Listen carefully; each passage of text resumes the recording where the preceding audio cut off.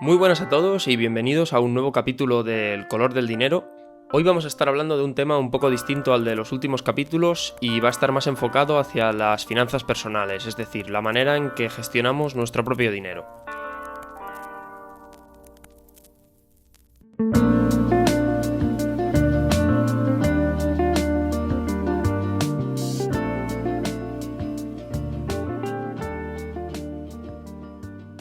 El objetivo del capítulo de hoy es dar comienzo a una pequeña miniserie dentro del Color del Dinero de episodios en los que vamos a hablar sobre cómo nosotros podemos gestionar nuestro propio dinero de la mejor manera posible.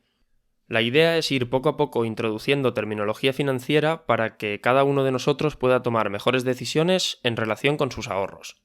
Aunque vayamos a tratar conceptos financieros, no tenemos que pensar que esto es algo que está reservado exclusivamente para las grandes fortunas, sino que estos capítulos están pensados para cualquier persona independientemente del volumen de sus ahorros.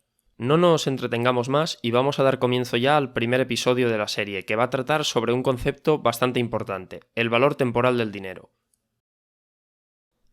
Imaginemos que estamos andando por la calle y se nos acerca una persona cualquiera y nos hace la siguiente pregunta. ¿Qué preferirías, que te diese 1.000 euros ahora mismo o que te los diese dentro de un año? Ante esta pregunta, casi todos nosotros seguro que responderíamos, dánoslos ahora mismo, porque ¿para qué esperar un año para recibir una cantidad de dinero? Esta respuesta seguramente nos saldría de manera instintiva y no reflexionaríamos mucho sobre por qué nos hacen esta pregunta. Lo más curioso es que respondiendo dánoslos ahora mismo estaríamos tomando seguramente la decisión correcta, aunque posiblemente por una serie de motivos que no conocemos. La manera rigurosa, por así decirlo, de responder a una pregunta de estas características es conociendo el concepto de el valor temporal del dinero. Como su propio nombre indica, la idea del valor temporal del dinero viene a decirnos que una misma cantidad de dinero no vale siempre lo mismo, sino que su valor puede subir o bajar en función del paso del tiempo. Siendo algo más precisos, no es tanto el paso del tiempo en sí mismo, sino dos elementos asociados al paso del tiempo. Uno, la inflación y dos, los tipos de interés. De alguna manera se puede decir que la inflación es la parte más pesimista del argumento, mientras que los tipos de interés corresponden a la parte más optimista. Ya que siempre es preferible empezar por lo malo y acabar por lo bueno, vamos a comenzar hablando de la inflación.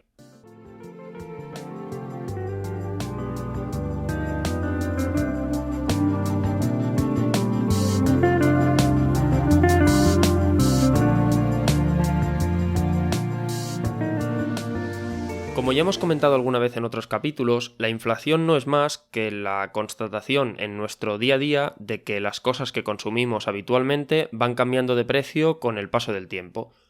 Este cambio de precio, además, suele tener una dirección muy clara, que es hacia arriba. Rara vez vemos que las cosas se abaraten de un año para otro.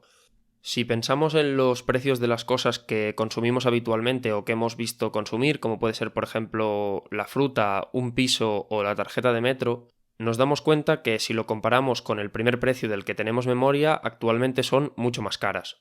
Todo el mundo, independientemente del conocimiento de economía que tenga, ha vivido en sus propias carnes el efecto de la inflación, y es por ello que es uno de los pocos indicadores económicos que salen habitualmente en los telenoticias.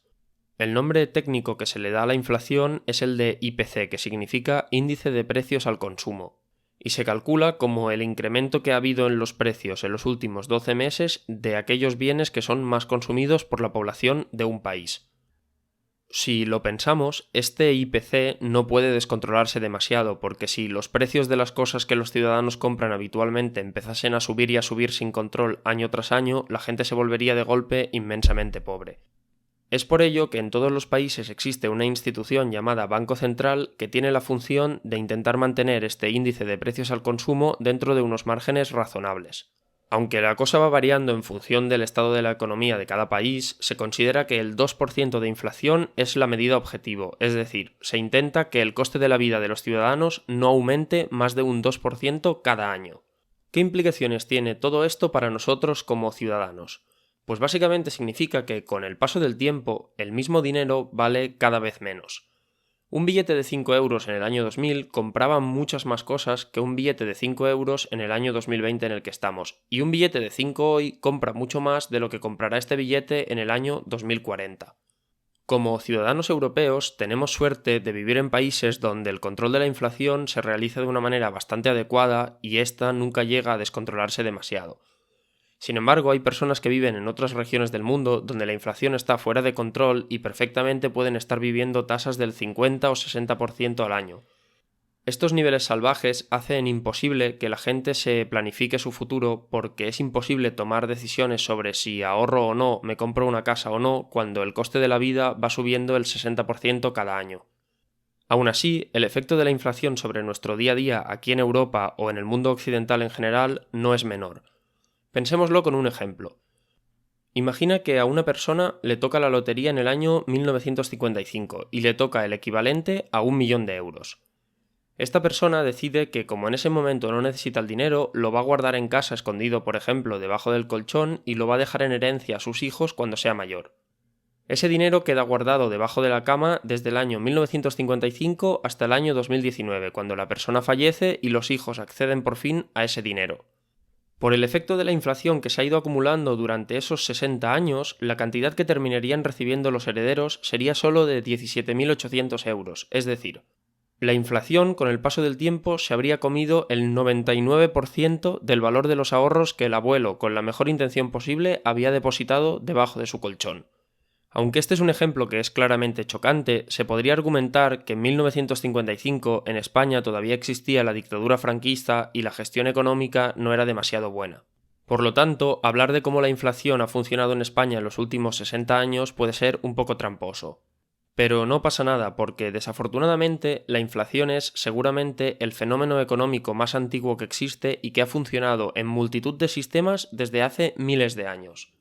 De hecho, no importa si el gobierno de tu país es de izquierdas o de derechas, no importa si tu país es una república o una monarquía, incluso no importa ni siquiera si tu país es una democracia o un sistema autoritario. En todos los lugares del mundo existe inflación. 1.000 euros entregados a una persona el 1 de enero del año 2000 y depositados también debajo de un colchón o en una hucha equivaldrían el 31 de diciembre de 2019 a las siguientes cantidades: 625 euros en Australia, 650 euros en China, 675 euros en Estados Unidos, 680 euros en España y 700 euros en Canadá. Estos países tienen sistemas políticos diferentes y, desde luego, han estado gobernados por personas de ideologías bien diferentes durante los últimos 20 años. Sin embargo, en todos ellos sin excepción, el dinero ahorrado habría perdido entre un 30 y un 40% de su valor por el efecto de la inflación. Este es el motivo por el que generalmente se dice que el mayor enemigo de cualquier persona corriente que intente hacer unos pequeños ahorros es siempre el aumento de los precios. Y es que es un fenómeno sigiloso del que uno parece no darse cuenta y sin embargo cuando mira en el largo plazo se ha comido buena parte del valor del dinero que ha ido guardando. ¿Qué nos dice, por tanto, la inflación a la hora de responder a la pregunta que abría este capítulo, la de si preferimos 1.000 euros ahora mismo o 1.000 euros dentro de un año? Pues bien, conociendo el significado y el efecto de la inflación, la respuesta es obvia. Siempre preferiremos 1.000 euros hoy a dentro de un año. ¿Por qué? Porque de hoy a que recibamos el año que viene 1.000 euros habrá habido un poco de inflación. Si pensamos, por ejemplo, en el nivel objetivo, habrá habido un 2% de inflación, lo que significa que los 1.000 euros que me darán dentro de un año podrán comprar un 2% menos de las cosas que pueden comprar hoy. Es decir, será como si en vez de darme 1.000 euros me diesen 980. Esta diferencia puede parecer muy pequeña, y es que uno diría, hombre, pero por 20 euros vale la pena tomar una decisión así. Pero esto es porque la pregunta se plantea en el horizonte de un año, es decir, el dinero hoy o el dinero dentro de un año. Si la pregunta fuese el dinero hoy o el dinero dentro de 10 años, la pérdida por la inflación sería todavía mucho mayor. Antes de cerrar definitivamente el tema de la inflación, vale la pena responder una última pregunta. ¿Y qué pasa si los precios un año, en vez de subir, bajan? Cuando se produce una gran crisis económica, puede darse el caso de que eventualmente, de un año para otro, el coste de la vida, en lugar de subir, baje un poco. A este fenómeno se le conoce como deflación en lugar de inflación, y aunque no es muy frecuente, ha pasado algunas veces en las últimas décadas.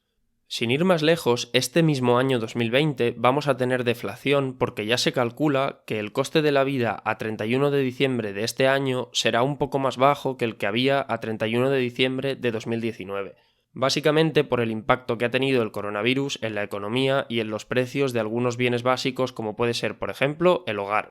Pongamos que, por ejemplo, la deflación se estableciese también en un -2% para este año. Bien, en este caso sí que te saldría a cuenta pedir cobrar el dinero dentro de un año, porque el coste de la vida en este tiempo habría bajado un 2% y sería de alguna manera como si en vez de darte 1.000 euros te diesen 1.020 euros.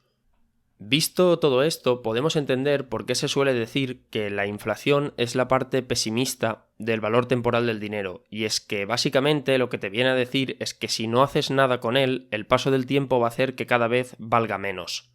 Aunque existen excepciones puntuales como los años de deflación, que hay muy pocos, la regla general es que si tienes tu dinero debajo de un colchón, el día que lo vayas a retirar seguramente te llevarás una decepción, porque toda esa cantidad que tú te pensabas que tenías posiblemente compre ahora muchas menos cosas de las que compraba cuando empezaste a ahorrar.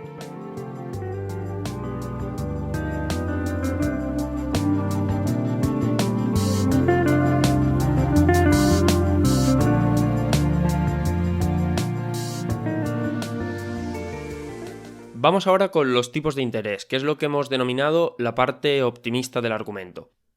Un tipo de interés no es más que la rentabilidad que recibes por el hecho de tener tus ahorros depositados en un sitio determinado. Imagina que el día 1 de enero recibes efectivamente los 1.000 euros que comentábamos y los llevas a depositar a la cuenta corriente de tu banco. En el contrato de tu cuenta corriente se establece que recibirás un 3% de intereses al año por el dinero que allí tienes guardado.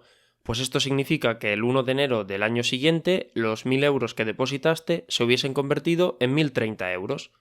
Decimos que los tipos de interés son la parte optimista del valor temporal del dinero porque así como el paso del tiempo con la inflación hacía que tu dinero cada vez valiese menos, los tipos de interés hacen que con el paso del tiempo tu dinero cada vez valga más. Por lo tanto, cogiendo los 1.000 euros el día que te lo ofrecen en lugar de un año, ya no solo te estarías escapando del efecto de la inflación como veíamos antes, sino que además tienes la oportunidad de que esos 1.000 euros se conviertan en algo más. La pregunta que nos tenemos que hacer aquí es, vale, pero ¿este tipo de interés de dónde sale? ¿Quién lo decide? ¿Es siempre un 3% o cómo funciona? Bueno, lo cierto es que el tipo de interés lo establece una vez más el Banco Central, la institución que hemos visto antes que servía para controlar la inflación. La regla de funcionamiento básico que sigue es la siguiente.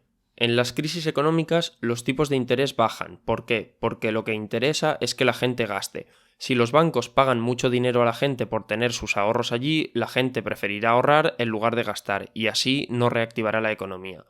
Por el contrario, cuando la economía va bien y está creciendo, los tipos de interés suben porque ya no se necesita que la gente gaste tanto y se puede permitir que las personas tengan buena parte de sus ahorros en el banco tranquilos. Esto significa que la norma general es que cuando alguien en un país occidental va a abrirse una cuenta en el banco, éste se comprometa a pagarle entre un 3% y un 5% de intereses al año. Por lo tanto, cuando te plantean si querrías recibir 1.000 euros hoy o dentro de un año, la solución inteligente sería siempre escoger hoy y llevar ese dinero al banco para ganar en el plazo de ese año entre un 3 y un 5%. Aquí podríamos hacer una objeción bastante clara y es la siguiente.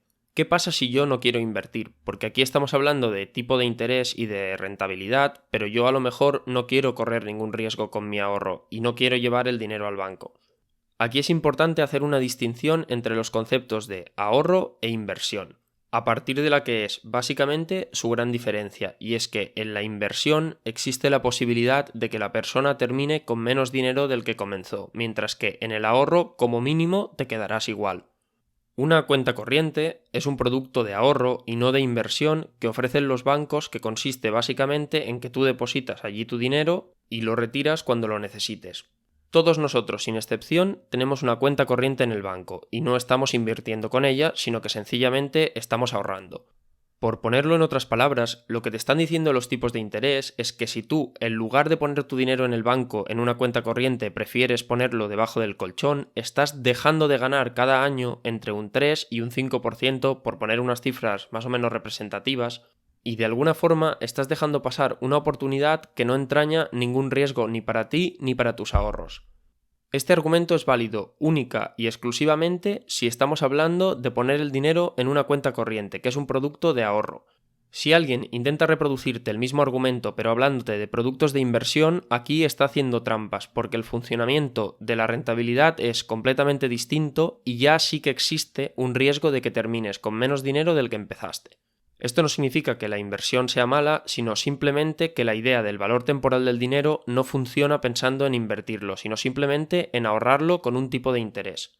Cuando hablábamos de la inflación, hemos visto que este año 2020 era un año especial, porque en lugar de haber inflación, va a haber deflación. ¿Puede pasar algo parecido con los tipos de interés? Bueno, pues lo cierto es que sí. En los últimos 10-12 años, Europa ha tenido 3 crisis muy fuertes. La primera, la crisis del 2008, que fue global. La segunda, la crisis de la deuda del 2012, que solo tuvo lugar en Europa. Y la tercera, la crisis generada por el coronavirus este 2020. Esto ha hecho que el Banco Central Europeo, que es el banco que toma las decisiones sobre el tipo de interés de todos los países del euro, haya decidido establecer el tipo de interés en el 0% para animar a la gente a gastar lo máximo posible. Este escenario, que no es el habitual, hay que tenerlo en cuenta a la hora de hablar del valor temporal del dinero. Si el tipo de interés que está ofreciendo el banco cuando abres una cuenta corriente es del 0%, entre recibir 1.000 euros hoy y recibirlos dentro de un año no hay ninguna diferencia, porque si tú pones los 1.000 euros en el banco durante un año te devolverán 0 euros y por lo tanto te quedarás exactamente igual. Este caso, sin embargo, es una cosa que está sucediendo actualmente en Europa, que no tiene por qué ser así en el resto del mundo y además que en algún momento terminará, porque los tipos de interés más tarde o más temprano tendrán que volver a subir.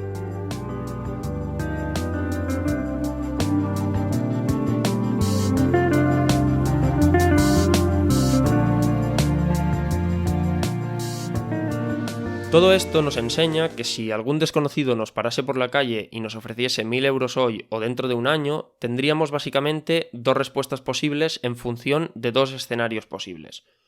El primero y el más habitual es el escenario en el que los tipos de interés son algo más altos que cero y que hay cierta inflación.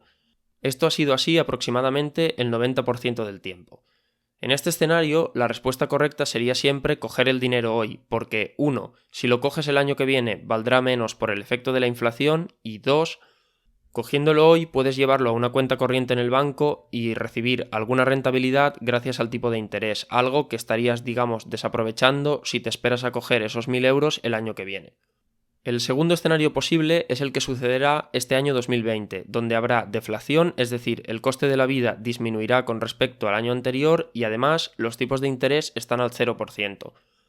Aquí el hecho de coger el dinero hoy te perjudica, primero porque el dinero valdrá más el año que viene por el hecho de que el coste de la vida va a bajar y segundo, poner tu dinero en el banco no te reportará ningún beneficio de cara al año que viene porque como el tipo de interés está a cero, tus beneficios serán cero.